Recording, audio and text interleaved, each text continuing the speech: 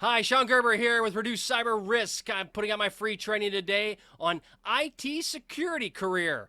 How to start a career in cybersecurity.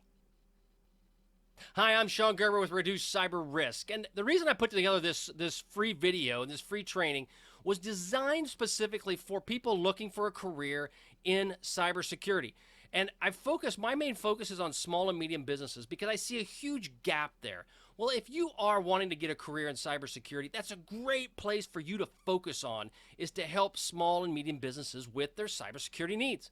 And so we're going to go through this quick training around some of the things that I've found and what you can consider as you move forward in your career. If you're deciding in it right now, you're already kind of moved that direction, or one, you're just kind of looking to see if it's something you really want to do. This video training is for you. Again, free, totally free to you. If you like what you see, I've got some more stuff coming down the pike, but again, this one's just free, no obligation. So my background, I'm a commercial pilot, flew for years, went to school to be an airline pilot, and actually ended up being a B-1 weapons systems officer on a military airplane.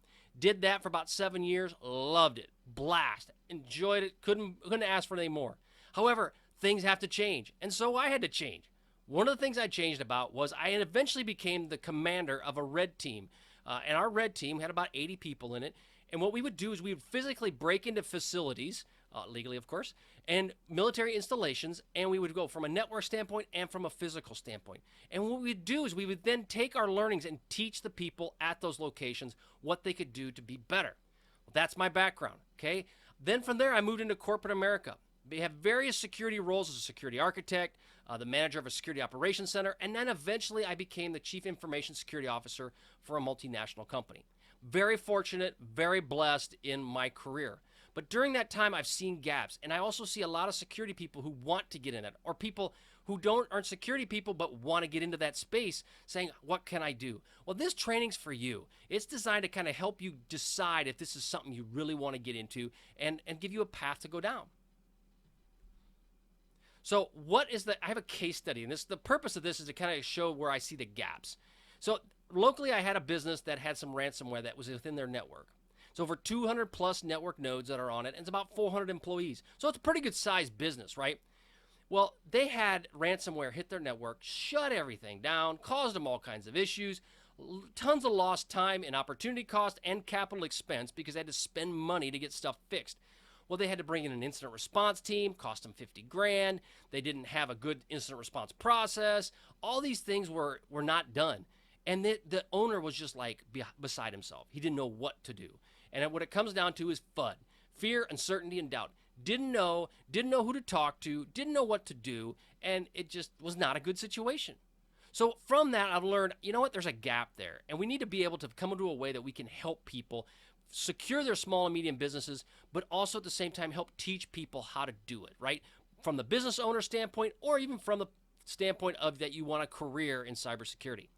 Again, this is a serious need that I see, extremely big, right? Okay, and I also don't you know, I've got basically a third grade education, right? So if I talk to you that doesn't sound real cybersecurity, like really big brain and talking super high and you can't quite understand them, well, the reason is because, yeah, my education ain't that high. So I'll talk to you the way I talk, and you will either laugh at it or you'll go, this guy's an idiot, or maybe you'll listen. It's hard to say. We'll see how it goes. So what you need to know, point one, the need. There's over 2 million jobs that are supposed to be unfilled by 2020 in the cybersecurity space.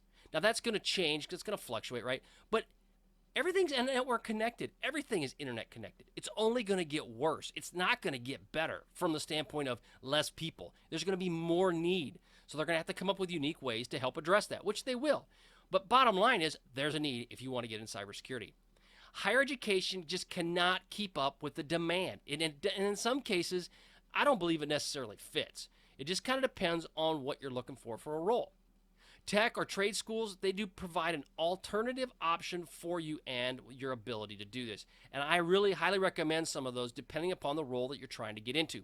And in some cases, it's a great entry-level way to get into the cybersecurity field. Technology is just exploding. It's only going faster and faster and faster. And so the point of it is that if you want to get into this space, there's tons of room for growth, and the income potential is quite large and quite high. Point two, experience required. Okay, question mark. Okay, it depends, right? Like everything else in life, it depends. Is experience important? Yes. If you're with a large company, I would say even a really large mid-sized business that has potentially about $1 billion in sales, you probably need somebody on the books at least part-time that's doing cybersecurity for you. Depending upon if you have regulatory requirements, you have highly sensitive data, those kind of things, you may want to consider it. However, you can also hire a third party to do this for you because they're getting smarter on how to do it. You just got to decide what is best for you and your company. So your HR person, your hiring manager, they need to consider all these options as they're looking at it. Highly recommend an apprenticeship. Get people that are interested in cybersecurity and what can we do to help promote that capability. Also need to look at internal IT resources, accountants, or lawyers. Honestly, if you have an IT background, it can be in some cases a bit of a detriment.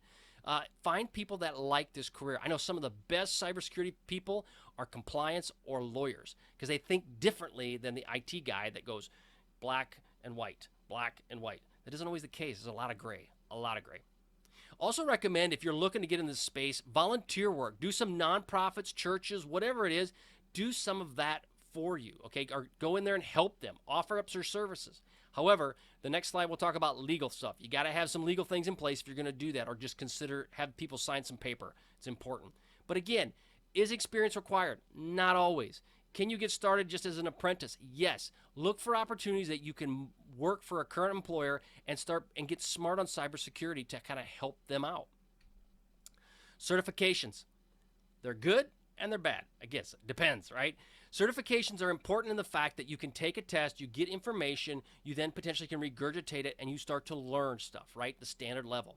CISSPs, which is what I am, you have to have a certain level of experience and expertise before you can move on or you can apply for that thing. It's a lot more of a headache in many cases. And they have continuing education credits you've got to continue during the year. However, if you're really good at taking tests, it doesn't necessarily mean you're a really good person at protecting people's data. So I weigh them with value, but at the same time is they're not the be-all, end-all, that you have to have a certificate or certification for you to be able to get this role. Sometimes it's used as a way to kind of hedge people out that may not have the experience. But at the end of the day, if you're a good hiring manager or HR person, you will take experience and put it at the same level, if not higher, than a certification. So again, market is so thin, something might be better than nothing. And that's something to consider out with certifications. Some recommended certs that I put out there, Security Plus, Networks Plus, Cloud certs are good for entry-level certifications. If you're looking for a little bit longer, you've been in the business a little bit more, or you're an IT person, been around for a while, CISSP, CISM, or Certified Ethical Hacker. Those are all different ones that you can use or certifications that would be valuable getting a career down the road. Point 4, legal. If you're looking to have your own business, you need to have a legal entity, LLC, S Corp, C Corp, whatever you feel that you need to get guidance on what that would be, but you need to have some legal entity in place if you're going to be doing consulting work of some kind.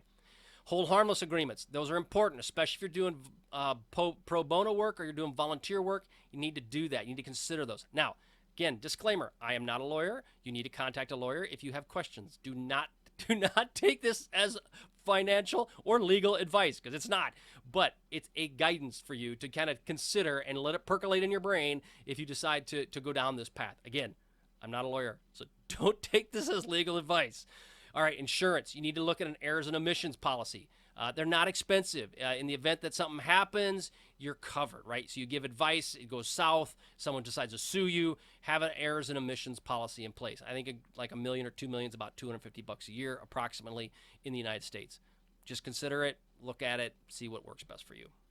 Point 5, knowledge. Okay, you need to have industry leaders in place. You need to follow industry leaders, I should say. Read, listen, learn, ask questions. If you don't know, ask questions. If you hear of a cybersecurity person that says they've got it figured out, run away, okay? They don't. This stuff is changing so fast that nobody is fully connected. I don't care who they are. They're not. They may be a good person in their niche, but overall, there's way too much for any one person to really know. Look at blogs, podcasts, webinars. All of those things are available. Check out Reduce Cyber Risk. I've got great stuff, but I'm not the be-all, end-all by any means. There's lots of really good websites out there that can give you more information, way more than I can give you, right, in some cases. So you need to check it all out and also put on the lens of understanding it. Who has an agenda? Who doesn't? What are they trying to teach you? Why are they trying to teach you that? Organize meetings, conferences, memberships, or mentors. Look at all of those. There's plenty of those things going on a weekly, monthly basis around the country and around the globe. Also, reduce cyber risk. Again, podcast trainings and other documents, I'll have those available to you. One thing I also say is that if you sign up for my email subscription list, I will be giving you more and more content from that. That won't necessarily be out on my website right away. It may take time. There will also be stuff that will be out there specifically only for email subscribers. So keep that in mind. How do you get started from frequently asked questions? It's so confusing. I've heard that multiple times. The thing is it can be very confusing if you try to find or use a standard path to make this happen. It's not going to be standard. You're going to have to tweak it. You're going to have to modify it. Ask mentors what to do. But if you ask questions and you get guidance, I can guarantee you that an opportunity will come up to you. I guarantee it's going to happen. Now, my guarantee, what's it worth? Nothing. But there's going to be, with over 2 million jobs, you'll find something. You will. What training would you start and how would you proceed to land that first job? Okay, training, again, get as much information. The World Wide Web has everything you could ever want around cybersecurity and training. I'd also recommend going to a class. If you can get a Security Plus class, like a boot camp, go to that. It's a really good foundational security course to get. It might cost you a couple $1,000 to go to it, but it'll be worth it if this is what you want to do for a career. And it's also a great little certification to go in and say, yeah, I'm Security Plus certified. Again, that's where it's beneficial and valuable. They do bring some level of credibility to them. Just don't rely on them. How much do you charge for services? It depends, right? How experienced are you? CISSOs like myself, but not me. Okay, just set it straight, not me. But chief information security officers can command up to $300, $350 an hour. I don't do that. I don't command anywhere close to that. But some people do. Or could be around $70,000. I've seen security analysts making $70,000 a year. Again, not bad money for someone that comes out. And these people don't have a college education. So those are great opportunities for you, potentially, if you want to look at this as a career. Again, I'm going to have a cybersecurity jobs course that's going to be available. It's going to be tied to this. And what you'll do is it's going to go through what exactly you need to consider when you're looking at a different job. Again, it's all out there for you. I'm giving it away for you. It's about a $100 value that I would be putting on Udemy. I'm going to be giving that to you for free. Just all I ask is that, you know what? Give me your email so that I can go ahead and help you out. That's what my whole purpose is that by getting on my email list, I will then send you out information around what you need to do to protect your business, also what you can do around your career. All of those aspects from a cybersecurity standpoint, you're going to get my brain by just signing up through my email list. So again, sign it up. We'll get you some direct access to audio and video stuff. I'm going to get it to you ahead of anybody else that hits my site. The whole purpose is to provide you all the information you need to help your cybersecurity career get going in the right direction.